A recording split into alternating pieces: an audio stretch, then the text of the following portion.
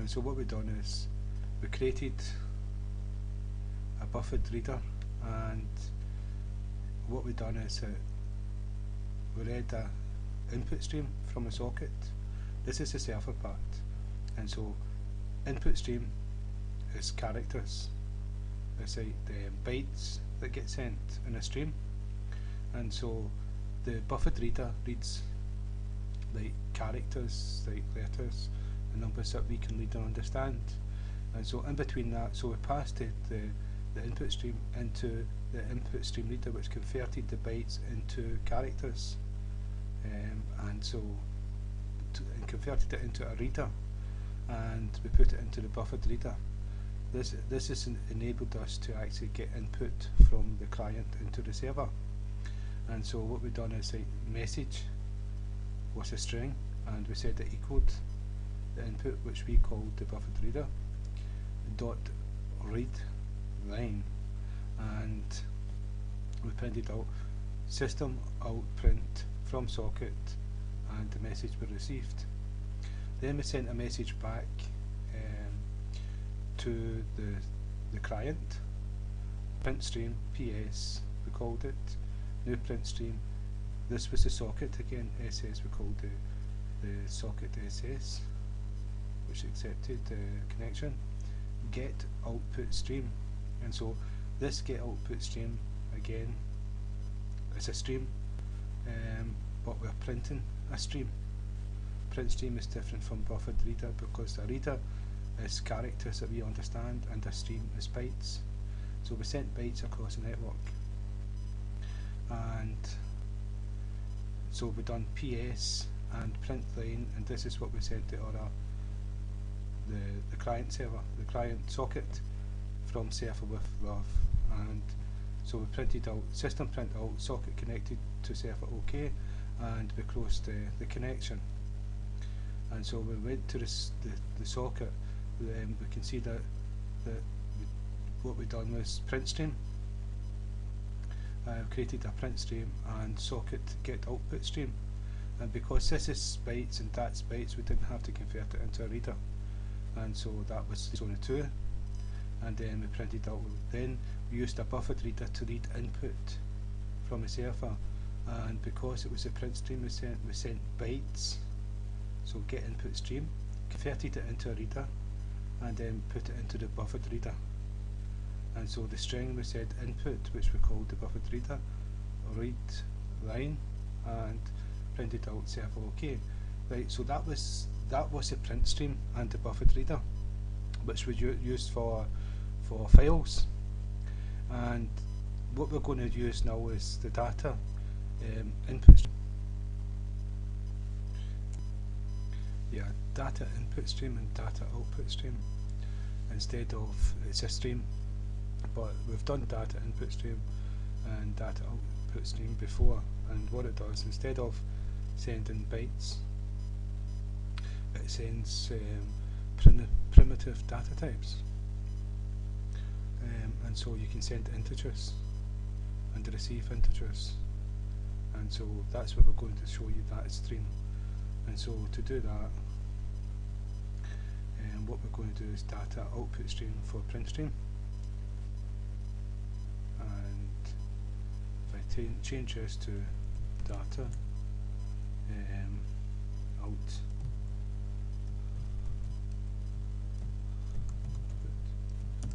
stream, and we'll call that out, and so, and this needs to be changed as well. Data, just hope I'm spelling it right. Output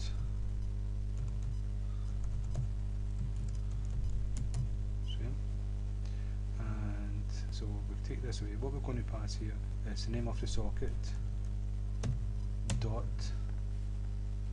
get output stream. I think that was already there.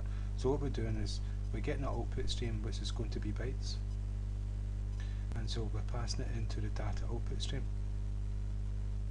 And what is the data output stream? We're going to pass something to here which is going to be sent as data from the get output stream to the server, and so this has to be changed here.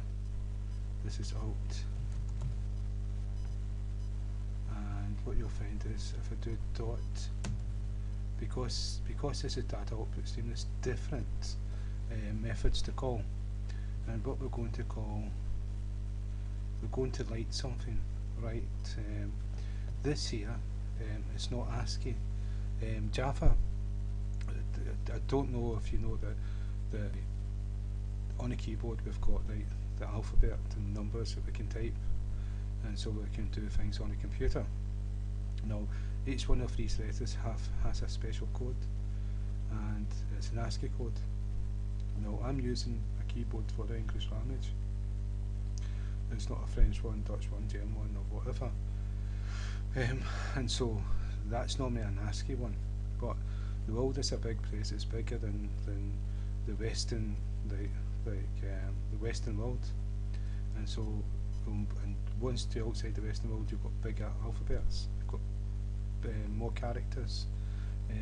You've got I don't know the name of the different languages characters, but you've got their characters plus our characters to be cared for. And so Java is for everyone, all platforms, all countries, all networks, all whatever, right? And so it uses not the ASCII code, but UTF, I think it's called. I'm not too sure what it's called, but it's like it covers every single character that will be used in the world, from Japanese, Chinese, etc., Arabic, and this is bigger than the ASCII code, and so that's what this is here, UTF. It allows you to do string characters, and if you were using a different language, you'd be able to do that as well. But you can see that we can send an int. We've done that to files. We can double characters, bytes. So with this data output stream, we can do all these primitive data types. And so what I'm going to do is this one here, because what we're going to send is a string. And so the way I done it last time was like that. I'm just going to do the same. We're going to pass a string. Instead of creating a string and then passing the name of that string, we're just going to send this here.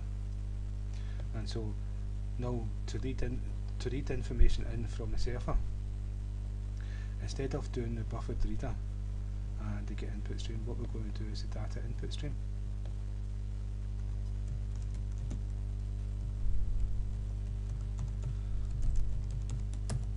And we'll call it input. That's good enough. So we change this here. It's just the exact same thing as this is a type in a class, and we create a new object of it. Exact same thing again. And we don't need to do this part here, though we could put a buffered reader, a buffered input stream in here, but we're not going to do it. We're going to keep it simple. And so what I'm going to do is change this name to data input stream. This is sort of getting used to all your streams. Once you know your streams, that's your way with files and network and all the rest of it. And the programs are much better if you're able to network and doing things like that. You know, it's like if you can have a program of different people playing the same program over the internet, or it's like you're playing a game on your own computer, but you're sharing the score data with your friends, so that each one knows what one got, and you can be competitive that way. Something simple like that, or you can do your own chat network, and it would be private because both you and your friend have decided to talk to each other, or a group of people, and it's not going over like this network designed for messages that stores copies and all the rest of it. It would be just between you and your friends. So it's quite good, and Java's straightforward with these things. It's so without talking too much. And what I've done here is socket and get input, the exact same. So it's what we're using is a socket, and so a socket's got all these methods inside it. So I do dot get input stream. So that's not changed. We've changed the stream we're using, and we didn't need the intermediate one, but we didn't need the buffered reader, so we've done the data input stream. But we could have had intermediate buffered input stream just to buffer it if we wanted to. This one here, normally that sign means that this I'm not too sure. It means that this is a method you can use, but it's no longer. It's sort of they've got something beta, a different method to use or something like that. I'm not quite sure if that's straight line. It's telling you something like that. But what we are going to do, we're not going to use that one anyway. And so what we're going to do is input dot, and we're going to read UTF. Now what I'll show you is we could have done dot, and we could have read an integer, a byte, a double, a character. So we could have read all sorts of different data types with DataInputStream. So that's us changed this one here. We'll save the program and compile just to make sure that everything's okay. And we'll run. It's not. I'm getting mixed up with C++. Sorry. Don't compile. Just run the program. Socket error. This is because it's not connected to the server. We've still got to change the server in the exact same way. And so I'm going to pause and just change it to save time. You'll see it's the exact same changes because this buffered reader is going to get changed to DataInputStream, and print stream is going to get changed to DataOutputStream. Okay, that's me changed them. So DataInputStream, and what we're doing is get input stream, DataOutputStream, and we're getting the output stream to write.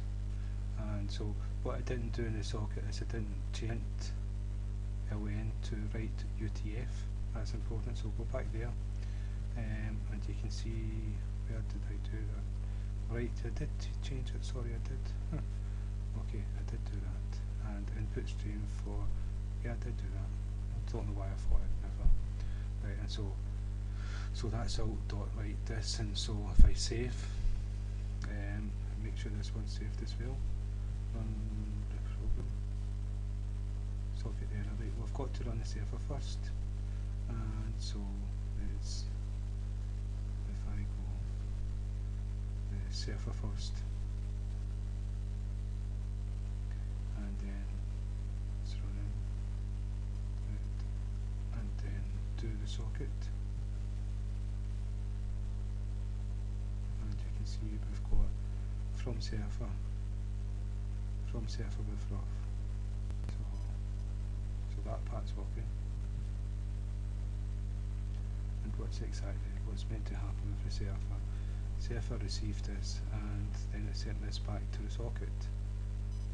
Okay. So what happened with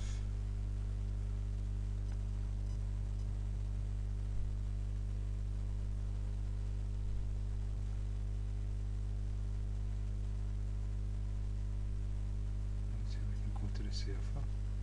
Yeah, that's the server one there. Different console. So that's that came from the socket, sent this from socket with rough, and socket connected to server. Okay, and if I change it to the socket, and that's what it received. So that's using data input stream, and this is important. This one was the buffered input reader and the print stream. Now there's a massive difference in what you're sending and what you're receiving, and so the data input stream, you can send integers, strings, characters, doubles, floats, long, short, all the data types, and so what I'll show you, if I do alt here, dot, this is all the things that you can do, all the right, you can send an array of bytes, you get integers and argument, bytes and arguments. There's that many constructors of code. You can send many different things all at the same time. You can send Boolean, so what you can do is true and false. This can be the control signals when it gets it through to the servers to do something. and so when it gets false it can also mean it's to do a sign or not.